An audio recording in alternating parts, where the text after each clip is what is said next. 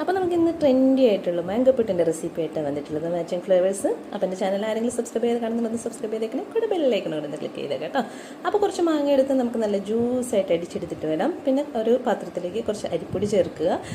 നല്ല തരിയുള്ള അരിപ്പൊടിയാണ് ചേർത്തിട്ടുള്ളത്. പിന്നെ നമുക്ക് ഒരല്പം ഉപ്പ് ചേർക്കാം. പിന്നെ നമ്മൾ ജ്യൂസ് അടിച്ച് നമ്മുടെ മാംഗോ പൾപ്പും കൂടെ ചേർത്ത് പുട്ടിനൊക്കെ കുഴച്ചെടുക്കുന്ന അതേ പരുവത്തിന് നമുക്ക് നന്നായിട്ട് കുഴച്ചെടുക്കാം. പിന്നെ നമ്മുടെ പുട്ടാണ് എടുക്കുക, തേങ്ങ ഇടുക, അതിനകത്തേക്ക് നമ്മളുടെ റൈസ് പൗഡർ, മാംഗോ ജ്യൂസ് ചേർത്ത് മിക്സ് ചേർക്കുക. പിന്നെ ഭംഗിക്ക് വേണ്ടിയിട്ട് ഇടയ്ക്ക് കടിക്കാൻ വേണ്ടിയിട്ട് ഞാൻ കുറച്ച് മാങ്ങ കൂടി ചേർത്ത് കൊടുക്കുന്നുണ്ട്.